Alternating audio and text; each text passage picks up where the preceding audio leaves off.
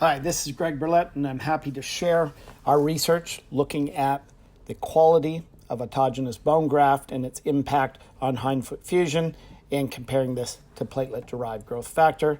I'd like to thank my co-authors. So the background for this is that hindfoot non-union rates remain high, and some factors like diabetes and smoking have been shown to be associated with non-unions, but others remain unstudied. One such unstudied factor is a relationship between patient age and graft material effectiveness. So the objective of the study was to determine if autograft has the same effectiveness in both younger and older patients who undergo hindfoot and ankle arthrodesis. The hypotheses were: 1, autograft would result in lower odds of fusion success in older patients compared to younger patients. 2, an osteoinductive alternative, which is recombinant human platelet-derived growth factor carried in beta-tricalcium phosphate, would have similar odds of fusion success in both younger and older patients. And 3, that platelet-derived growth factor would result in higher odds of fusion success than autograft when used in older subjects. So our methods was, our data was taken from 597 joints. This is a prospective randomized level 1 trial. Subjects were randomized to a 2-to-1 ratio to receive autograft or the platelet-derived growth factor. We looked at the odds of fusion success and compared this to age. We looked at the odds of fusion success were compared for groups in and older than each age group, and we defined fusion success as 50% osseous bridging on CT.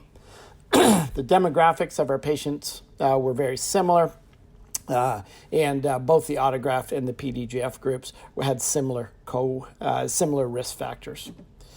So looking at the impact of age on autograft fusion, if we take joints with 50% osseous bridging and then look at age, is there is a significant difference in fusion in the 60 and 65 years. That was that the PDGF, that the autograft fusion had a higher rate of non-unions in these select groups. If we look at the impact of age on the PDGF group, we see no such trend. That is, as they get older, we don't see this increased non-union risk that we saw with the autograft. So impact of the graft material is significant on age greater than 60 years and age greater than 65 years. So what we saw was that joints and autograft subjects younger than 60 years of age had 2 times higher odds of fusion success compared to those that are older.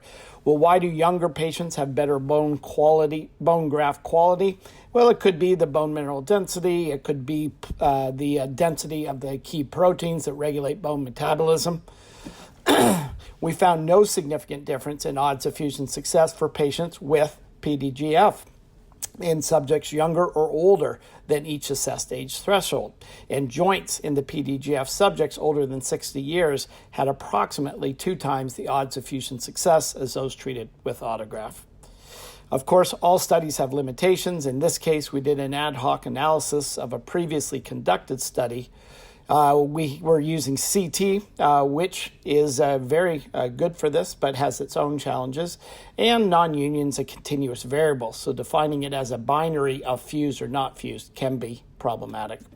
So in conclusion, increased patient age is an identifiable and concerning risk factor for hindfoot or ankle fusion non-union.